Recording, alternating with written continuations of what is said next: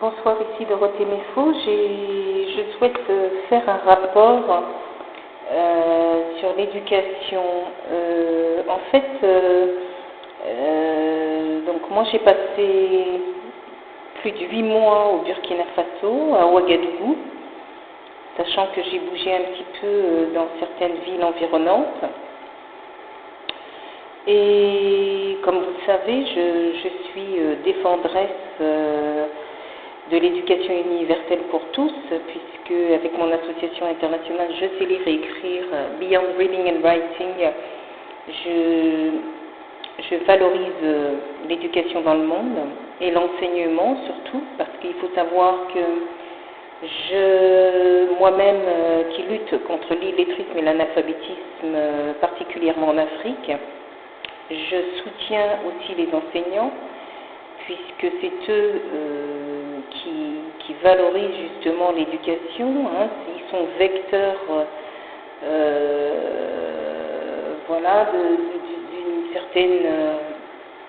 d'un certain enseignement scolaire, et donc tout ça fait partie de l'éducation. Et j'ai remarqué moi-même, étant sur place au Burkina Faso depuis plus de 8 mois, en allant rendre visite aux enseignants, aux directeurs d'école, que je me suis rendu compte qu'en fait, les problèmes que rencontre l'Afrique, en l'occurrence le Burkina Faso, ce sont des problématiques qui reviennent la plupart du temps, qui sont toujours d'actualité en fait. Ce sont toujours les mêmes problématiques qui reviennent, et je pense que ce n'est pas forcément, ce ne sont pas des problématiques forcément liées au Burkina Faso, puisque les problématiques que je vais vous soumettre dans ce rapport, voilà, je suis même certaine que dans d'autres pays on vit les mêmes choses. C'est pourquoi j'ai décidé, on va dire ça en annexe, de plus tard, dans quelques mois, évidemment dans quelques mois peut-être, je vais, étant donné que je n'ai pas de délai précis, mais c'est dans mes prévisions, dans la continuité de la structure Je sais lire et écrire, je souhaite monter une forme de parti, de syndicat. Ce ne sont peut-être pas les mots adéquats, mais une sorte de mouvement, pas un mouvement politique, mais un mouvement valant soutien à tous les enseignants de l'Afrique de l'Ouest, et plus largement sur le continent africain.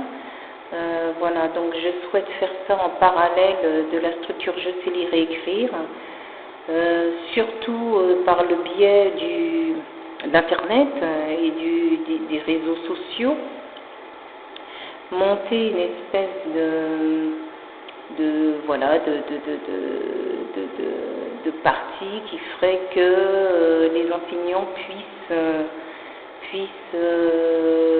s'exprimer, par exemple sur Facebook,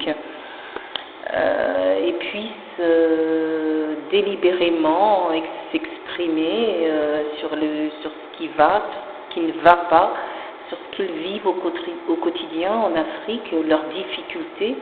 Et c'est vrai que les enseignants africains, je parle sur tout le continent, n'ont pas cette chance de pouvoir s'exprimer librement, à dire clairement leurs difficultés. Et je pense que ça serait une bonne chose pour Je sais lire et écrire de leur donner ce droit de parole, cette liberté d'expression qui fait que on pourrait nettement entendre leurs doléances, connaître leurs besoins et leurs attentes, jouer vraiment sur du concret. Donc il n'y a qu'en allant sur le terrain, en allant faire parler les enseignants, qu'on peut connaître toutes les problématiques. Donc moi, personnellement, la présidente, je sais les réécrire. Comme vous le savez, je suis déjà allée au Nigeria en 2012 à Lagos. J'ai fait le tour des écoles. C'est vrai on n'a pas à généraliser. Bon, les problématiques, on peut les traiter au cas par cas. Par contre, ce que je vais vous énoncer là ce soir, ce sont des problématiques voilà, courantes, hein, qu'on trouve souvent en Afrique, voilà, et je pense qu'il y a encore pas mal de choses à faire au niveau de l'éducation, hein, parce que l'éducation n'est jamais acquise, hein, ça se travaille tous les jours, hein, il y a des hauts, il y a des bas, il y a des manquements, il y a des attentes, il y a des besoins, et donc il faut combler tout ça. Et je pense qu'en faisant parler les enseignants, voilà, on pourra traiter les problématiques avec beaucoup plus de clairvoyance. Donc je me suis rendue dans une école à Ouaguin, voilà, et donc j'ai fait parler un directeur d'école qui me parle d'un manque de suivi à la maison de la part des parents. Alors ça, je suppose que ça revient tout le temps. C'est pas typique du Burkina Faso. Je pense qu'en Afrique, sans incriminer les parents, mais c'est vrai que quand les enfants rentrent à l'école, il doit y avoir un manque de suivi, ce qui handicape les enfants par la suite à l'école. Et il faut qu'il y ait une conscientisation importante de la part des parents, qu'ils comprennent qu'il faut bien, une fois que les enfants rentrent à la maison, suivre leurs devoirs. Hein. Ça se fait généralement, c'est classique en Europe, hein, en Occident, et donc en Afrique, c'est pas si suivi que ça, on va dire ça comme ça. Donc il faut faire une vraie conscientisation, voilà, se rapprocher des parents. Pourquoi ne pas faire des petites réunions parentales, je ne sais pas, par exemple le samedi, où ça permettrait aux parents de parler avec les enseignants et puis qu'on puisse traiter de cette problématique définitivement. Autre problème qui revient, les supports qui manquent. Alors là, c'est plus que courant. J'ai entendu ça de la bouche des enseignants sur le continent. Voilà, c'est toujours la même histoire.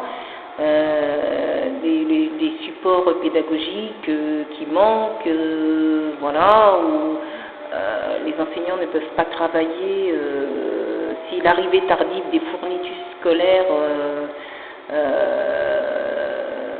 se fait. Donc à partir du moment où on envoie les fournitures scolaires 5 mois après, par exemple, c'est le cas de cette école que je suis allée visiter. Comment voulez-vous que le système scolaire fonctionne sur de bons rails? Et donc je pense que là aussi il faut faire en sorte à chaque rentrée scolaire de bien s'assurer que les fournitures scolaires arriveront bel et bien à temps pour ne pas handicaper les enfants et l'enseignant. Alors ça aussi, je pense qu'il faut beaucoup plus de rigueur sur ce plan-là. Il y a aussi,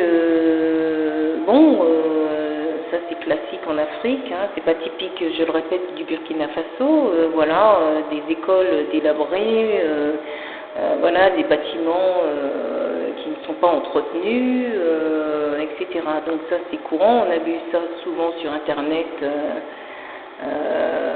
voilà, sur ce qui se passe réellement dans les écoles. Donc là aussi, je pense que l'État de chaque pays pays africain doit prendre en considération ces problèmes. On ne peut pas se permettre de laisser des enfants étudier sous des tentes, ou sous des morceaux de bois, ou sous des ponts, enfin peu importe.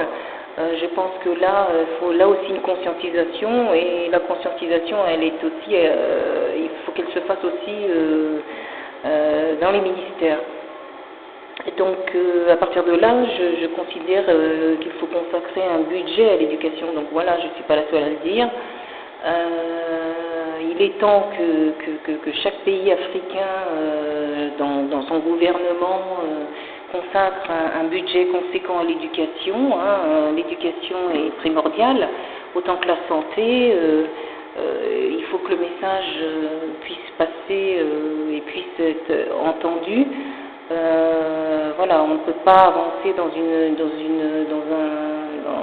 le prochain millénaire à partir du moment où quand on parle de développement économique, de socio-économique, etc., quand on parle de mondialisation, quand on parle de révolution technique, enfin, quand on parle de beaucoup de choses, si à la base on ne consacre pas un budget pour l'éducation, comment voulez-vous qu'un pays puisse prospérer? L'éducation, je le répète, est la base de tout. Voilà, et donc ça va dans ce sens-là. Il y a autre chose.